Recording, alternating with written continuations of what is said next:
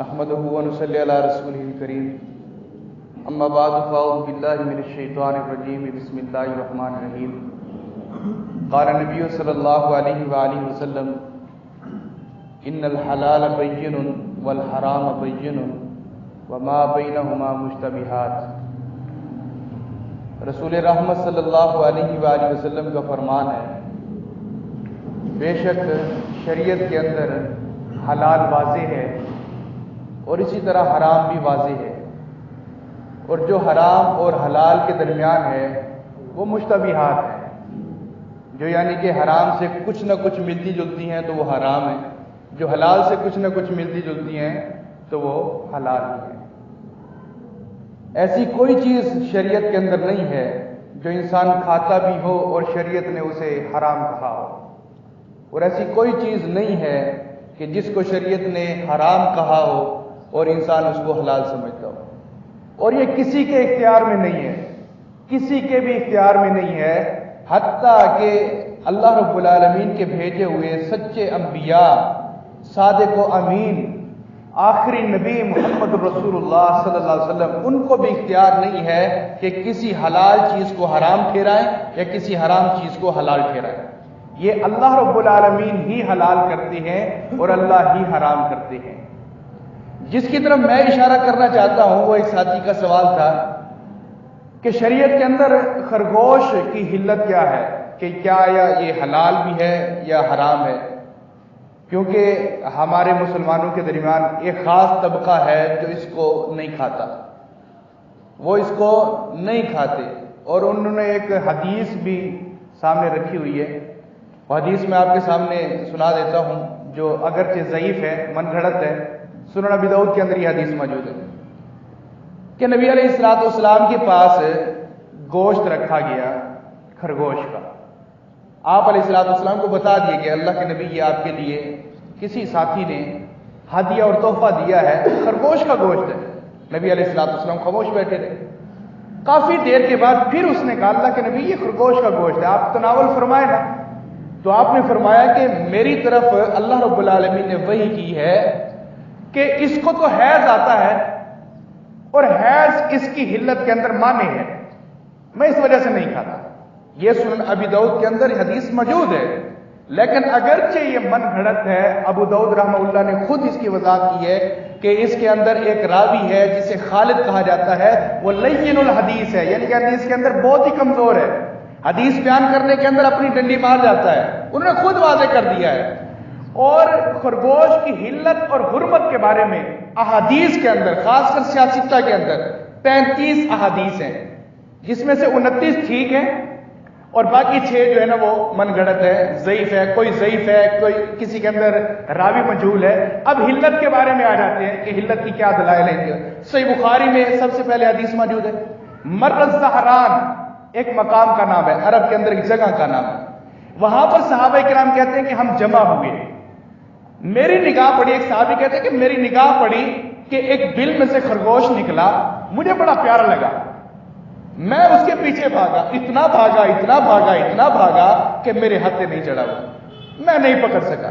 پھر ایک اور صحابی میرے ساتھ آ گیا، اس نے آخرکار اس کو پکڑ لیا، اس نے پکڑ کے سیدنا ابو طلحہ رضی اللہ عنہ کو دے دیا، جو انصاری صحابی ہیں، ان کو دیا اور کہا کہ یہ جو آپ جو ہے نا اس کو بنائیں، اس کی بھنائی کریں آپ، اور نبی علیہ السلام کو ہم یہ پیش کریں گے، آپ علیہ السلام اس کو کھائیں گے۔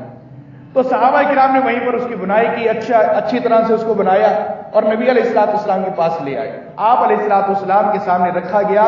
صحابہ کرام کہتے ہیں، یہ ترمذی کے اندر بھی موجود ہے، صحابہ کرام فرماتے ہیں ہم نے اپنی آنکھوں کے ساتھ نبی علیہ السلام کو خرگوش کا گوشت کھاتے ہوئے دیکھا۔ نبی علیہ السلام ہمیشہ حلال ہی کھاتے۔ اللہ کے نبی علیہ السلام کے بارے میں ذہن کے اندر بھی یہ جو ہے نا بالکل بھی اتنا بھی گمان نہ آئے کہ نبی علیہ السلام حرام کے مرتکب، استغفر اللہ نعوذ باللہ، اس کی طرف تو دماغ ذہن جانا ہی نہیں چاہیے۔ آپ علیہ السلام نے اس کا گوشت کھایا، یہ پہلی حدیث ہے۔ دوسری حدیث ایک دیہاتی مدینہ میں آیا، یہ ابو داؤد کے اندر بھی ہے، ترمذی کے اندر بھی ہے، سنن نسائی کے اندر بھی ہے۔ ایک دیہاتی مدینہ کے اندر آیا، وہ اس نے اپنی حاجت پوری کی، نبی علیہ السلام کے پاس اتنی ہی دیر کے اندر گوشت لایا گیا خرگوش کا، اور آپ علیہ السلام خرگوش کا مکمل گوشت نہیں کھاتے تھے. آپ علیہ السلام کو خرگوش کے پچھلے حصہ جو پچھلی جو ٹانگی ہے اور ران ہے وہ زیادہ پسند تھی. نبی علیہ السلام اس کو زیادہ تناول فرمایا کرتے تھے.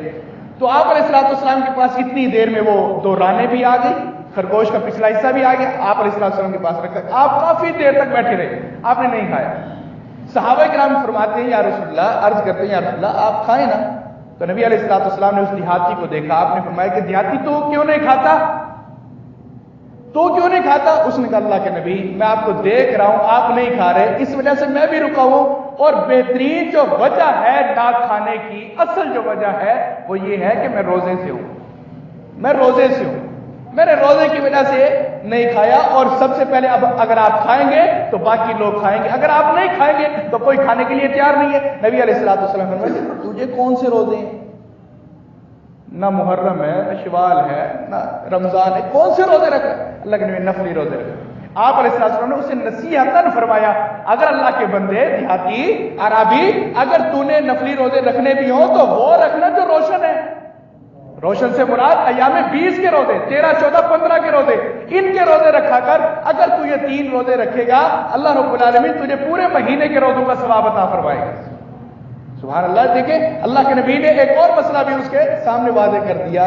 تو اس نے کہا کہ اللہ کے نبی انشاءاللہ آج کے بعد یہی روزے رکھوں گا. تو اس کے اندر بھی حدیث کے اندر بھی گوشت کے جو ہے نا اللہ کے نبی علیہ السلام اسے سوال کر رہے ہیں تو کیوں نہیں کھا رہا. یہ دیہاتی سے پوچھ رہے تو کیوں نہیں کھا رہا, چلو میں تو بیٹھا ہوں, تو کیوں نہیں کھا رہا. تو اس نے بھی وجہ بتا دی. اس سے بھی حلت ثابت ہوتی ہے. امام ترمذی رحمہ اللہ فرماتے ہیں صحابہ کرام کی ساری جماعت خرگوش جس کو ارنب کہا جاتا ہے عربی کے اندر, اس کی حلت کے قائل تھے. کوئی ایک صحابی بھی ایسا نہیں تھا جو اس کو حرام جانتا ہو اور حرام مانتا ہو. وہ اس چیز کے قائل تھے, اس کو کھایا کرتے تھے. باقی صحابہ کرام حضرت عمر رضی اللہ عنہ کے دور کے اندر بھی اس کو کھایا گیا ہے. سنن کبریٰ بیہقی کے اندر ہے کہ حضرت عمر رضی اللہ عنہ کے سامنے رکھا گیا تو بالکل انہوں نے وہی کام کیا جو نبی علیہ السلام نے, نہیں بھائی اس کی جو ہے نا پچھلی رانیں لے کر آؤ کیونکہ میرے اللہ کے نبی کو یہ پسند ہے تو میں بھی وہی کھاؤں گا. تو نبی علیہ السلام کی اس سنت سے محبت کر لی کھانے پینے کے معاملے کے اندر بھی. تو خرگوش حلال ہے.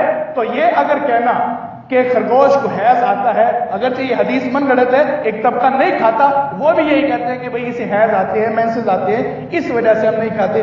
بھئی مادہ کو مینسز آتے ہیں, نر کو بھی آتے ہیں, بولے نر کو تو نہیں آتے, پھر حرام کا فتویٰ تو نہ لگاؤ, نر کو چلو کھا لو, آپ نر کو بھی نہیں کھاتے. تو یہ تو صرف مادہ کے ساتھ ہے نا. اللہ رب العالمین کی طرف سے ایک اللہ کی قدرت کے کرشمے ہیں, جس کو جو بیماری لگانا چاہے لگا سکتے ہیں, جس کی جو فطرت ہو اس کے ساتھ اللہ رب العالمین چلاتے ہیں. تو یہ تو مادہ کے ساتھ لائے گئے, نر تو اس سے خالی ہے, نر تو اس سے بری ہے, نر کھا لو آپ. لیکن یہ کہہ دینا کہ حرام ہے یہ کسی کے بس میں نہیں ہے, انبیاء کے بس میں بھی نہیں ہے. یہ اللہ رب العالمین جس چیز کو چاہے حلال کر دے, جس چیز کو چاہے حرام کر دے. تو شریعت کی روح سے 29 صحیح احادیث کی روح سے اور تمام صحابہ کرام کے اجماع کی روح سے اور خلیفۃ المسلمین امیر المومنین حضرت عمر رضی اللہ عنہ کے کھانے کی وجہ سے اور نبی علیہ السلام کے تناول فرمانے کی وجہ سے خرگوش حلال ہے اور حلال رہے گا انشاءاللہ العزیز. اللہ رب العالمین ہر ساتھی کو موقع دے کے اس سنت کے اوپر بھی اللہ رب العالمین عمل کرنے کی توفیق عطا فرمائے. وآخر دعوانا الحمدللہ رب العالمین.